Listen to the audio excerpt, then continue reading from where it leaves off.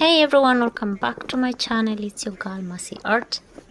So on this particular video I'm going to just give you a glimpse of how winter is. On my previous video I tried my best to capture just the sights and sounds of winter, specifically during the snowfall. It was such a heavy snowfall on that day, and now this is just a continuation of the same. Hope you enjoy. Now, first things first, if you're new to my channel, first of all you have to know that this is in Stockholm, Sweden, and I've been here for the past 3 months. Specifically, I've been just vlogging and doing a few YouTube videos, capturing my day-to-day occurrences. Let me say, just a typical normal day, something that I find interesting. I just see the need of documenting it. I have a background of art, but then for my videos I don't really limit it to art. I just capture anything that I find fascinating, anything that I think will be interesting for someone to watch. Very sure that there are some people who wonder, okay, why do you capture the snow? Why do you capture winter? This may really come from the people who are used to it. Not forgetting that we have people who've never really experienced this.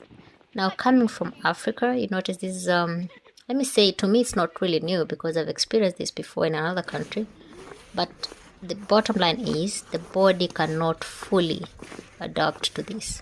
Well, with time I think it will, but then being born and raised in Africa, only I started traveling when I was above 18 years old. I must say that my body is still in shock, the extreme temperatures, how do you put it, just everything that goes around during winter, It's just a matter of getting used to it, but I cannot say that I'm super comfortable with this kind of weather. Yeah, and I think most people who are here, and they probably come from Africa as well, or other countries that do not experience winter, will probably agree with me. Just share your views and opinions on the comment section.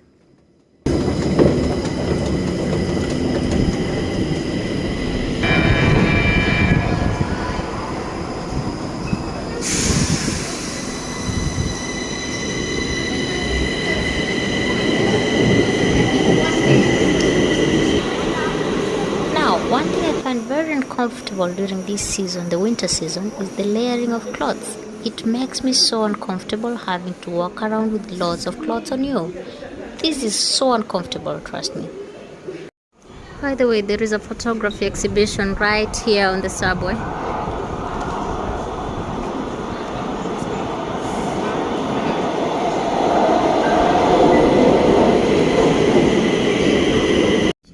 So in most cases, for you to keep yourself warm, you must have the underlying layer of clothes. They are kind of thin layered, but then they kind of help the body to be insulated. You have that, then you have your normal clothes, then you add on top some jacket or sweater or something like that. Trust me, I find that to be very uncomfortable. I almost feel that my walking style has even changed. I feel like I can't even breathe nicely. So one thing about the season, I just hate the fact that I have to walk around with all those clothes on me. I hate that. I don't know about you, but then I find that to be very unusual. I almost feel as though the body is not even mine. It's as if I'm just carrying tons and tons of luggage on me. Now, a perfect example is, in most cases, I feel as though I'm a penguin, I just can't move well and everything is on me, and you just have to stick with that or freeze to death, especially when you're outdoors. When you're indoors, at least it's a different story because most of the houses have a heating system. Actually, not most of the houses, point of correction. All the houses have a heating system. And now this brings me to another point which I've noticed. All the houses here have that, but then when you go back to Africa, when you go back to Kenya, which is my country, it's not a must for you to have a house with a heating system. Reason being, we don't really experience this kind of season. If it's really cold, especially during July, and everyone is freezing and trying to complain how cold it is, in most cases you find that at night it's maybe negative. It's 14 degrees. During the day probably it's 17 degrees when it's raining, and in that case everyone is complaining how cold it is. So that's the reason why in Kenya it's not really a must for you to have the heating system. Now, I think that's also a difference in terms of how the housing industry is here and how the housing industry is in Kenya. Sometimes in Kenya, we find that people do have houses or homes with fireplaces. In most cases, they don't really need the fireplaces. It's too much of a bougie kind of lifestyle. I have friends I've visited before in Runda, Karen. These are some of the leafy suburbs in Kenya, especially in Nairobi. You find that they do have that, but it's not really a must they have. It's too much of just trying to emulate the Western kind of housing, how do you put it, housing industry.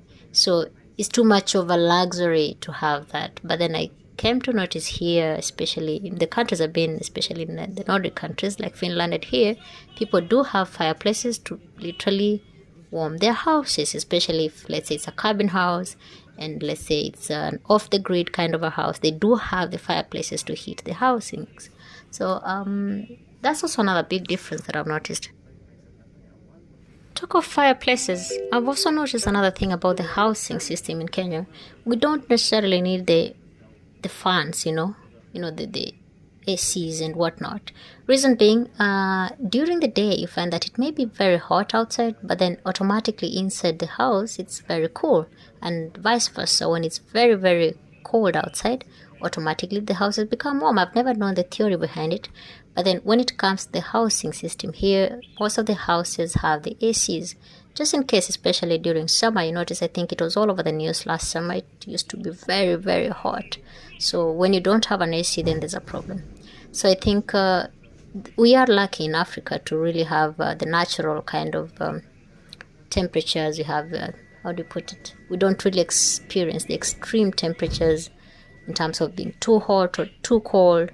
It's just in moderation, and I'm talking about moderation from January to December. It's either raining, it's either there is sunshine, it's either cold, and when people really complain that it's cold, we're talking about maybe minimum 15 degrees. So, and I think that's bearable. You notice here right now in Sweden, sometimes it can go as low as negative 18 degrees or so.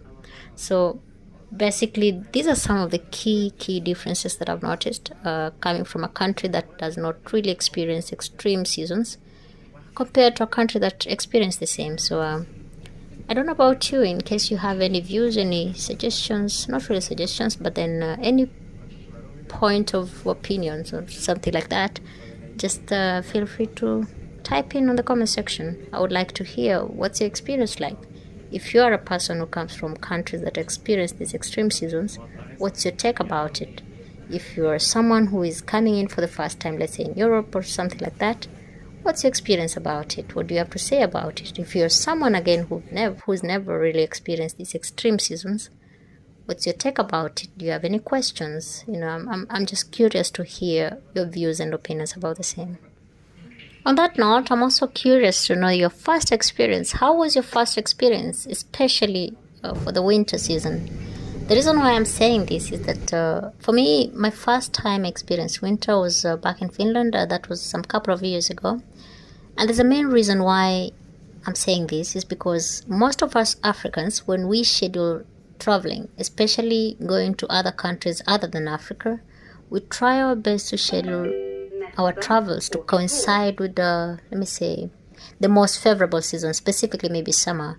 I'll give an example. You will find that most of the summits, conferences, workshops that usually take place outside Africa, they try their best to kind of slot it within summertime. Reason being, you find that most of Africans will easily adapt to that. We don't really face the extreme temperatures, the extreme weather conditions, So that's the main reason why, despite the fact that I've really traveled, it's just that it never occurred to me that I would experience my first winter when I'm, very old. Well, I'm not that old, but then it just occurred that this particular time I had no option but to travel during winter time. And I think in most of these seminars and summits and conferences, they try their best to avoid having that during winter, specifically for those people who are coming from countries that do not experience such, because you find that it can really be a challenge, especially to people who've never experienced this. Sometimes you get really sick, your body is just in shock. So, and you find that if you're going for a summit, for example, and you've actually been invited as a guest speaker, then you're just under the weather, and your body is trying to struggle to keep up with everything that's happening, it may really affect the productivity and the reason why you're there. So I think that's the reason why you find that it's very hard for some of us to really experience that. You find that you do experience that, but when you're older, much later. So share your views and opinions on how you've gone through this winter. If you have any question, feel free to key in on the comment section. Okay, so I'm off the train now.